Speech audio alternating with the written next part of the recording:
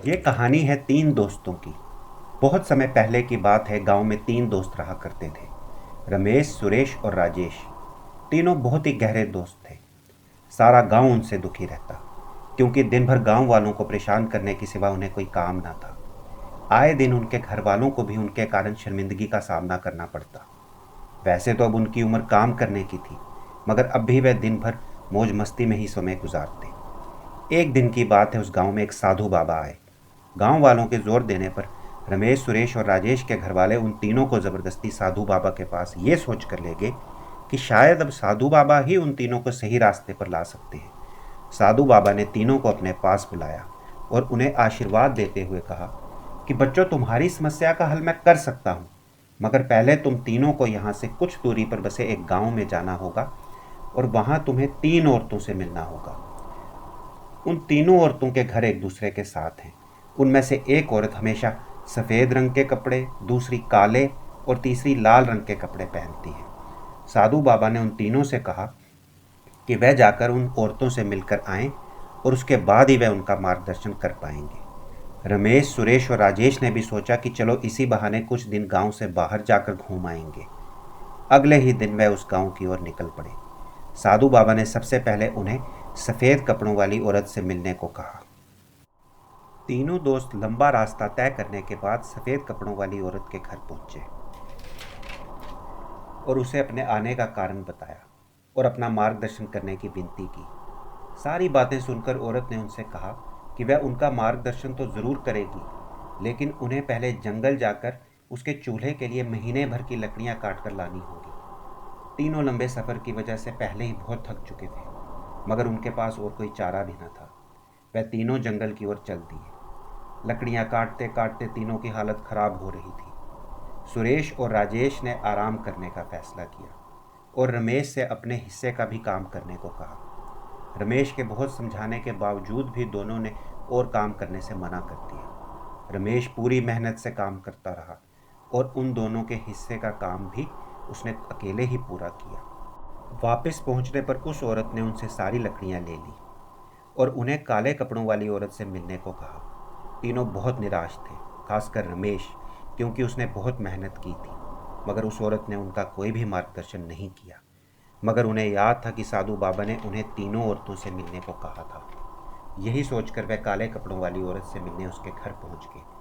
उस औरत ने उन्हें आराम करने को कहा। थोड़ी देर आराम करने के बाद रमेश ने उनसे कहा कि कृपया हमारा मार्गदर्शन करें, और कहा कि अभी उन तीनों को लाल कपड़े वाली औरत से भी मिलने जाना है। ये सुनकर वह ज़ोर ज़ोर से हंसने लगी और बोली कि कोई ज़रूरत नहीं है लाल कपड़े वाली औरत से मिलने की, वह भी तुमसे ढेर सारा काम करवाएगी, तुम्हें वहाँ भी कुछ हासिल नहीं होगा। इससे अच्छा तुम तीनों जब तक चाहो यहाँ आराम करो और यहीं से अपने गांव वापस लौट जाओ। सुरेश और राजेश को उस औरत की बातें सही लग रही थी।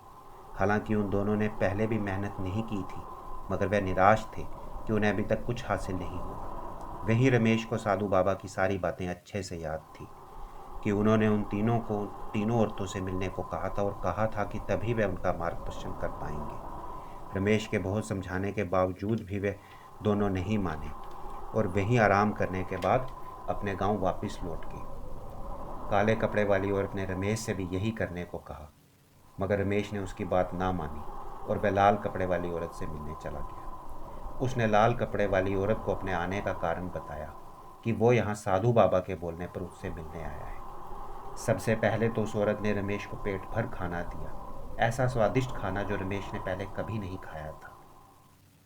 उस औरत ने रमेश को नए वस्त्र, आभूषण और ढेर सारा धन भी दिया और उसे विदा कर दिया। रमेश बहुत खुश था। उसने इतना धन कभी सपने में भी नहीं देखा था। वह खुशी खुशी अपने गांव वापस लौट आया। वह गांव पहुंचते ही सबसे पहले साधु बाबा से मिलने पहुंचा। रमेश ने साधु बाबा को सारी आप बीती बताई और साधु बाबा से पूछा कि किस कारण उसे लाल कपड़ों वाली औरत ने इतना धन दिया। साधु बाबा ने रमेश की ओर मुस्कुराते हुए कहा कि जानते हो बेटा, वह तीन औरतें कौन थी? सफ़ेद कपड़ों वाली औरत वर्तमान की देवी है, जो तुम्हारे आज का सारा हिसाब रखती है। चूँकि तुमने उस वर्तमान में अपना सारा काम लगन से और मेहनत से पूरा किया, इसलिए वह तुमसे प्रसन्न थी, जबकि सुरेश और राजेश ने ऐसा नहीं किया। काले कपड़ों वाली औरत है अतीत की देवी, यानी तुम्हारे गुजरे हुए कल की। जब तुम तीनों उससे मिलने गए तो उसने तुम्हें भटकाने की कोशिश की और तुम्हें वहीं आराम करने को कहा। तुमने वहाँ समय बर्बाद करना उचित ना समझा, मगर सुरेश और राजेश ने वहीं अपना समय बर्बाद किया और वहीं से वापस लौट आए। और बेटा, लाल कपड़ों वाली औरत है भविष्य की देवी। वह यानी तुम्हारे आने वाले कल की देवी। वह तुम्हें उतना ही देती है जितना वर्तमान की देवी उसे देने को कहती है। चूंकि तुमने वर्तमान की देवी को प्रसन्न किया था, इसलिए उसी के कहने पर भविष्य की देवी ने तुम्हें ढेर सारा धन दिया। अगर सुरेश और राजेश तुम्हारे साथ भविष्य की देवी से मिलने चले भी जाते तो भी उन्हें खाली हाथ ही लौटना पड़ता, क्योंकि वर्तमान की देवी उनसे प्रसन्न नहीं थी। साधु बाबा ने रमेश से कहा कि बेटा, इससे तुम्हें ये सीख मिलती है कि हमारा आज अगर हम अपनी मेहनत से संवारेंगे और बिना फल की चिंता किए अच्छे ढंग से उसमें कार्य करेंगे तो हमें उस मेहनत का फल आने वाले भविष्य में ज़रूर मिलेगा। इसलिए अच्छे भविष्य के लिए हमें अपने आज को सही ढंग से मेहनत करके जीना होगा। और बेटा, जो हमारा अतीत है यानी हमारा गुजरा हुआ कल, उसके बारे में सोचकर हमारा समय बर्बाद ही होगा और हमें कुछ हासिल ना होगा। हमें गुजरे हुए कल से सीख लेके अपने आज को अच्छी तरह से जीना होगा, तभी हमारा भविष्य उज्जवल होगा। अब रमेश को सब समझ आ चुका था कि क्यों उसे धन प्राप्ति हुई और क्यों सुरेश और रमेश को खाली हाथ ही वापस लौटना पड़ा।